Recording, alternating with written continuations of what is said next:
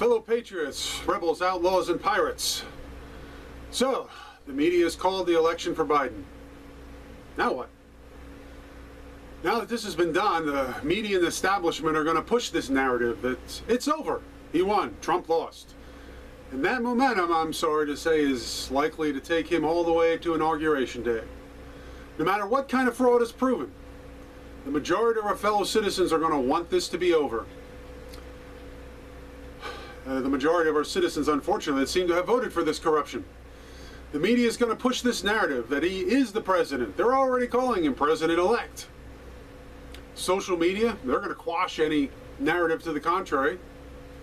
Is there still a slim hope? Sure, but slim it is. It's time to figure out what we're going to do next. What are you going to do next? Was this just another election? Better luck next time? Bush to Clinton to Bush to Obama, the ebb and flow of Democrat to Republican and back again. Do you really think that after Biden and Harris, there's going to be another Trump? Do you think that after everything that has happened over the last 4 years, the lies, the corruption, whose sole aim it has been to get rid of Trump and to make sure no one like him ever happens again, that there is going to be another fair election? Do you really think that a candidate who did so little, who doesn't even know what day it is half the time, really got that many votes?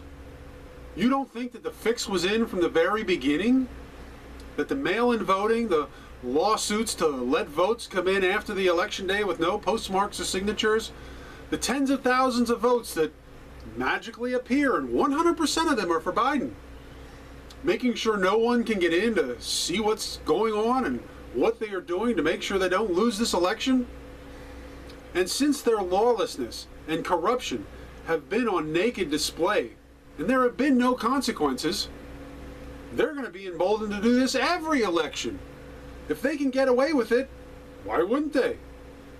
Your last option to make your voice heard is over. Your vote has been canceled. So do you simply say, okay, you won, we lost, the majority wants socialism and communism? Here's my checkbook. Do you simply hold out your wrists to accept your chains? Are you going to go meekly into the dark night of Marxism, submit to the globalists and their great reset? God, I hope not. I hope there's more to your enthusiasm for freedom than your vote, that you're not satisfied with cheering, however enthusiastically, from the sidelines, only to go home sadly when your team loses, hoping for better results next time. If they get away with this, there isn't going to be a next time. Our elections are going to be a sham, just like those in Russia or Venezuela, a choice of one party of tyrants with no real opposition. Are you willing to live with that? To have your children and your grandchildren grow up under that system, knowing that you betrayed the heritage bequeathed to all of us by the blood of previous generations? I know I'm not. My freedom was never in the hands of Donald Trump. It's in my hands.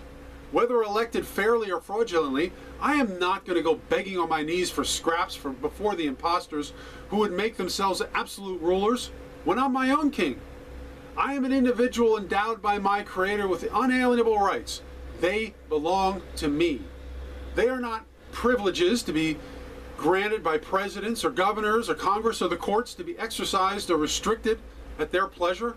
My rights are mine, and I am going to fight for them. I am not going to reluctantly relinquish my property and my freedom just because the majority of my fellow citizens voted for a corrupt despot. Do you think democracy legitimizes tyranny? I will not cooperate or comply with my own enslavement. Will you?